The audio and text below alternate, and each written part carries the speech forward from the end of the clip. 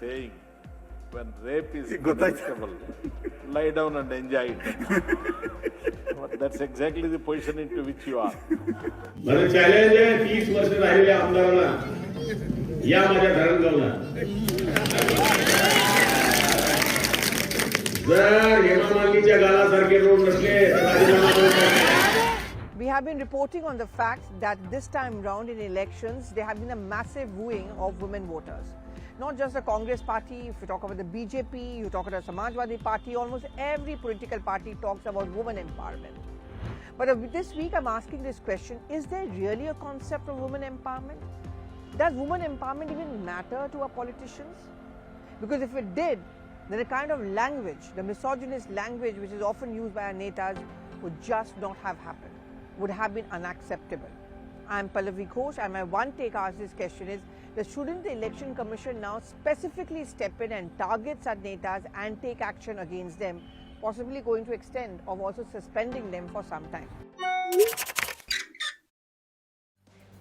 Well, I'm talking in the peg of two comments which have come in recently. One is of Gulab Rao Patil, who is a Maharashtra neta, who while he was boasting about the roads in his constituency, compared it to the cheeks of Hema Malini. Again, nothing new, because I remember many years back, Lalu Prasad Yadav had pretty much said the same thing when he said that if you travel through Patna, you'll find that the roads are as smooth as the gal or the cheek of Hema Malini. People laughed it off, and sadly, many women were also there in that audience in his party. Again, recently, the Karnataka Congress MLA, Ramesh Kumar, made a comment on the floor of the House in the Assembly where he said that if you are being raped, you might as well lie down and enjoy it. It was bad enough, but what was bad enough was there were people who were around him who were laughing. No one objected, including the speaker who actually could have reprimanded him.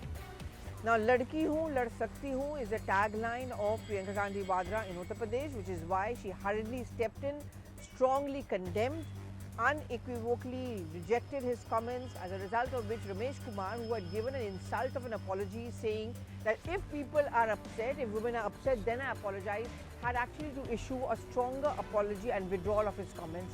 That is again because there were eye-on elections in Uttar Pradesh. If you go back at the political history in our country, it's not the first time, and the saddest part is it may not be the last time. Remember when Mulayam Singh Yadav had talked about the context of rape during a rally in 2014, and I think it was in Moradabad. You know, there were lots of rape cases which are taking place, and he said boys will be boys. लड़के हैं, ये सब छोटी-छोटी बातें होती रहती हैं. क्या रेप में फांसी दी जाएगी? यही लड़के हैं, गलती हो जाती है. He was also one of the most strongest opponents of the Women's Reservation Bill. His argument was that महिलाओं को ज़्यादा हक मत दिया करो, because this is something which is not going to affect them, which is not even in fact going to benefit them, it's going to harm them. And that's the reason why Women's Reservation Bill was actually never cleared in Lok Sabha. The irony is that while Sonia Gandhi spearheaded it and she felt very strongly about it, in Rajya Sabha it was cleared, in Lok Sabha it was not. I remember in an interview which she gave to me just after the passage of this bill, she told me that I concede that there are many men who object to it, but there are many women also who have objected to a women's reservation bill, and these men belong not just to other political parties like the Trinamool or the Samajwadi party or the RJD, but my own party, which is the Congress party. The helplessness of Sonia Gandhi became very apparent in that interview to me. That is as far as one factor goes. That's not the only time. Remember the Tanchmal comment of Digvijay Singh against his own party colleague, Meenakshi Natarajan? She was someone who was very, very close to Rahul Gandhi, a coterie of Rahul Gandhi, and yet this was the kind of comment came.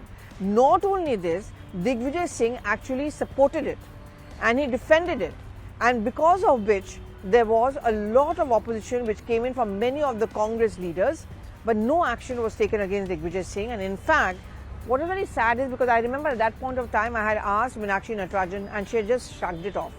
She said it doesn't really matter. It should have mattered. If she would have stood up and she would have said, okay, this is the Lakshman Rekha, it's completely unacceptable, perhaps a lesson would have been learned. Perhaps that message would have gone across to these male netas. You do your politics. You attack us. You attack a woman colleague, but not on the basis of these misogynist or the gender comments which you make. There have been similar kinds of comments about women as far as politicians go, and the unfortunate part is it cuts across all party lines. but no action is ever taken. It's forgotten in the heat and dust of politics, and in fact I would say every time, there seems to be a pattern, every time there's an election, the attack is always through a misogynist comment. I remember in 2004, when I would travel to Raebareli and to Amethi, there were these comments after comments from BJP leader like a Vinay Katiyar, who would call a Sonia Gandhi a Jersey cow. Of course, in a reference of the Firangi tag, and also the fact that she had given birth to 2 children who were not pure Indian, according to Vinay Katiyar. And I remember Vinay Katiyar had shrugged it off. I remember also that it was at the Munchiganj guest house in Amethi when I had asked this question of Priyanka Gandhi Vadra that don't you feel bad? She says, all I can say is that these men are scared when we women step out. Strong words, sadly, in her own party often action hasn't been taken against those men who come out with these sexist and misogynist comments. But I would say this much, that both Sonia Gandhi and Priyanka Gandhi Vadra have always had this special affinity as far as women voters, women netas, or even women journalists are concerned.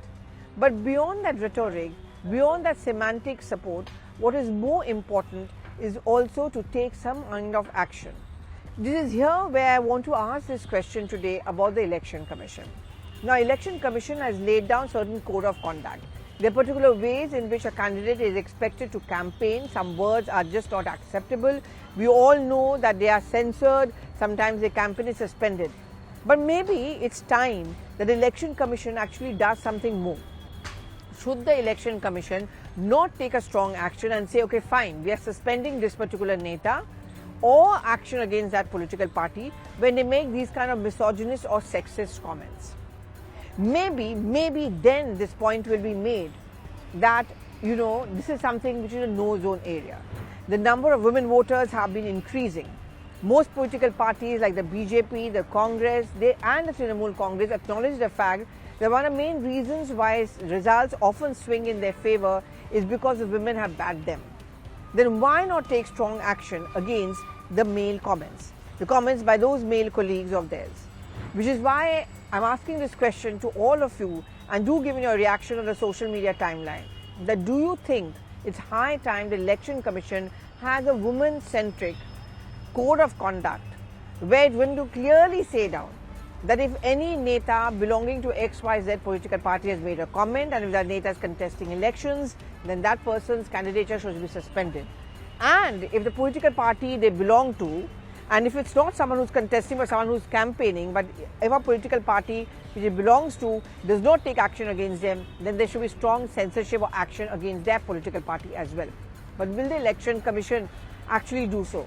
कहते हैं कि इस हमाम में सब नंगे हैं. Every political party is guilty of this. But I would say that these misogynist comments go not just as far as the women candidates or women leaders are concerned. Sometimes we as women journalists often have to listen to these kind of misogynist comments. I still remember many years back when I was actually trailing that then Speaker of Lok Sabha, the late P.S. Angma, and I remember I was at his house, which is not too far away from here, and I was badgering him for an interview, which I think is a job in any journalist. I kept on asking him for a sound bite, and I'm not quite remembering, but there was a little bit of controversy inside the parliament, and at one point of time he wanted to kind of throw me out and said no to me, and you know what he said? He said, you're a woman, your place is in the kitchen, not in the newsroom. That is their mindset. That was, I would say, a misogynist mindset. The irony of it is his daughter, Agatha Samma, is considered to be one of the most aggressive, bright, young netas. And as I said, I mean, every political party, when you campaign, another interesting fact over here is that political parties often use women campaigners, that star power. I mean, I have so often heard in the corridors or the war rooms of political parties, and even of the Congress party, which prides itself of having the only Mahila Adhyaksh or the woman Congress president, or also the country's first woman prime minister has come in from the Congress party. Inside their war rooms, they would actually discuss this. Let's go and get this actor, let's get this actress, let's get this model, because they'll add to a glam part, which means people will come and listen to our speeches. I still remember many years back, there was this campaign or some rally of Rahul Gandhi which was taking place, and Rahul Gandhi was caught up somewhere, he was unable to come. And I think it had started raining, but the crowds were getting restless. Suddenly from nowhere, we had these young girls and these dancers who were called on stage, and they were made to dance impromptu. Many of us started asking this question, what is the need to actually call them? We were told the reason is we want to keep the crowd engaged. And many of the Congress leaders over there started laughing. They laughed it off. And you know, it was very sad. Rahul Gandhi did not come there, but of course this became a big issue, and Rahul Gandhi, to be fair to him, had actually apologized. But this is the mindset and the misogynist mindset I'm talking about. Ramesh Kumar, Gulab Rao Patil, or a Digvijay Singh, or every other leader, or a Vinay Katyal, they are the same. They may belong to different political parties, but those instances will keep on happening because no one really stands up. No political party actually says, okay, we are not going to use this person no matter how senior that person is, and we are not going to think twice. The outrage usually comes in through the media or through the social media, and then it is conveyed and puts pressure on the political parties. For all you know, maybe Ramesh Kumar would have got away if the social media had not outraged. Which is why I'm going back to what I began from. Should the Election Commission actually come out with a stringent action against political parties and candidates who make these kind of misogynist comments?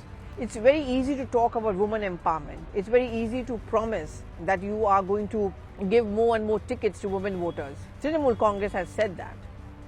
But you have to walk the talk. The late Tapas Pal, the Trinamool Congress MP, I still remember during his campaign, he said, and he was campaigning against the left, he said that, we're going to teach them a lesson. The women cadre of the CPIM, they should be raped. I will ensure that this happened. Was he pulled up? No, he wasn't. So what is it that the TPCMC talks about Kanyashree? What is it that the 40% tickets to be reserved for women is what the Congress party talks about? As long as the Gulab Rao Patils, the Ramesh Kumars, the Vinay Katyals keep on getting their way and don't face a strong action from the Election Commission, this whole idea of women empowerment means nothing at all. Do give in your reactions on the social media. And I would want the men also to react to this. Why should only women fight for women? Why should the men not also fight for the rights of a woman? When is it that these misogynist comments will actually stop? Thank you so much for watching.